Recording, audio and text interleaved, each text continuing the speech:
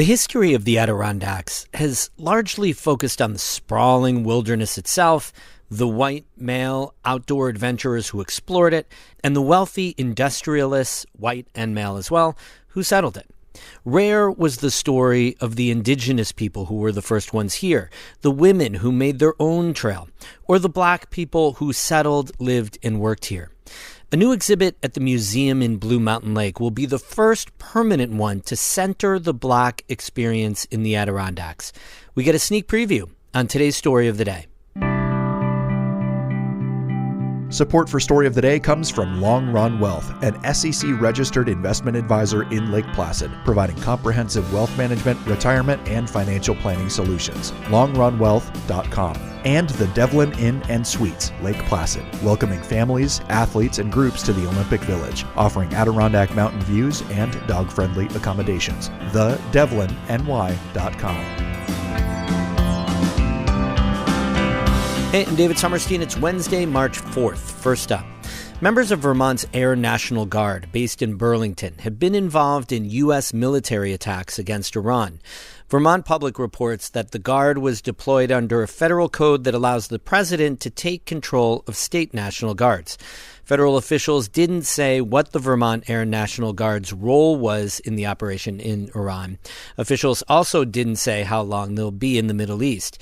U.S. military officials did say the Vermont Air Guard was also a part of the military operation in Venezuela that ended with the capture of the country's president, Nicolás Maduro. Nassau County Executive Bruce Blakeman has begun cutting into Governor Kathy Hochul's wide lead in the race for New York governor. That's according to a new poll from the Siena Research Institute. Desiree Diorio reports for the New York Public News Network. The incumbent Democratic governor still enjoys a hefty lead against Blakeman in the latest Siena poll. When voters were asked who they'd vote for, Hochul came in at 51% to Blakeman's 31%. But that's an improvement for the Republican nominee. In January, the gap was even wider at 26 points difference. The poll shows Blakeman is still widely unknown outside of downstate New York. 61% of New Yorkers say they've never heard of him or don't have an opinion on him. On Long Island, I'm Desiree Diorio for the New York Public News Network. A New York State lawmaker wants to ease the state's liquor laws during the upcoming FIFA World Cup.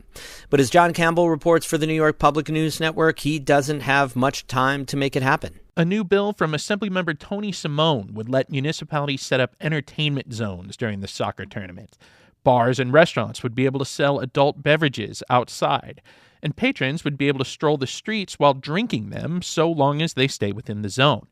Simone represents part of Manhattan's West Side, a hotspot for the hospitality industry. We have a huge opportunity here. We don't want New York to sit on the sidelines. Many other states have prepared for the World Cup, and New York needs to as well. But the New York City Hospitality Alliance's attorney says there's not enough time to get it done. The World Cup kicks off June 11th. In Albany, I'm John Campbell for the New York Public News Network.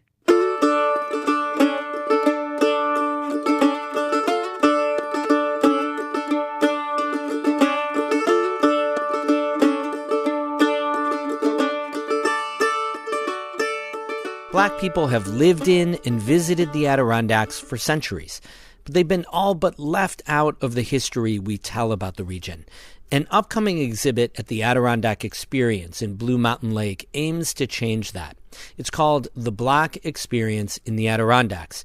David Escobar visited the museum and has our story. Inside of the museum's exhibition space, curator Charles Clark III stands in front of a small, rough wooden cabin. Hand-painted Bible verses and music scores line its walls. This is affectionately known as the closet. The closet belonged to Fulton Fryer, a singer from New Jersey who came to Schroon Lake as a teenager in the 1950s to train at the Siegel Music Colony. But Fryer was the Academy's first black student, and it was before federal civil rights laws were passed. While other students slept in shared dormitories, Fryer was required to sleep alone in this 12-by-6 shed attached to a laundry building. In the Adirondacks at this time, segregation was very much still a thing, and Fulton Fryer was permitted to live on campus, but on a condition to not ruffle the feathers of people who are prejudiced and or racist against Black people at the time. Fryer's Closet will be one of the largest artifacts in the Adirondack Experience's upcoming show, The Black Experience in the Adirondacks.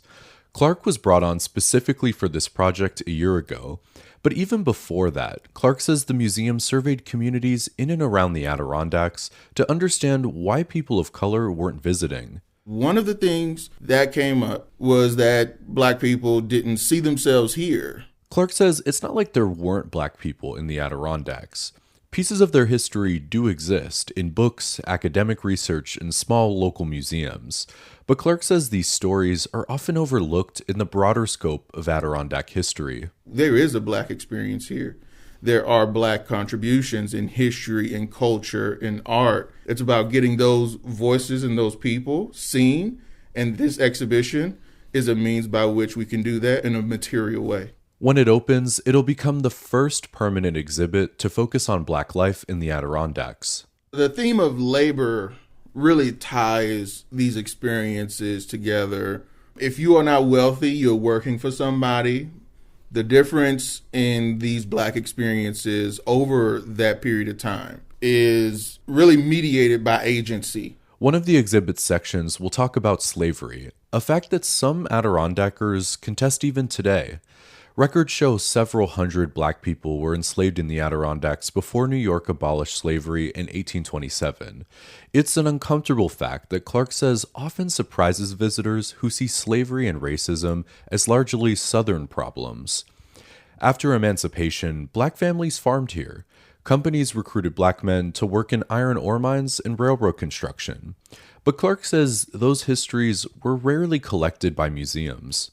The priority for collecting material culture that will highlight non-white experiences has not necessarily been the priority for many Adirondack cultural and museum institutions. That includes the Adirondack Experience itself, where Clark says artifacts tied to Black history have historically been scarce. But Clark says some of the most revealing stories are the ones that nearly disappeared. For example, he found newspaper archives mentioning a Black chauffeur working for a wealthy family in Tupper Lake. The family asked the man to build a swing set for their daughter. He accidentally came into contact with a high-voltage wire and died.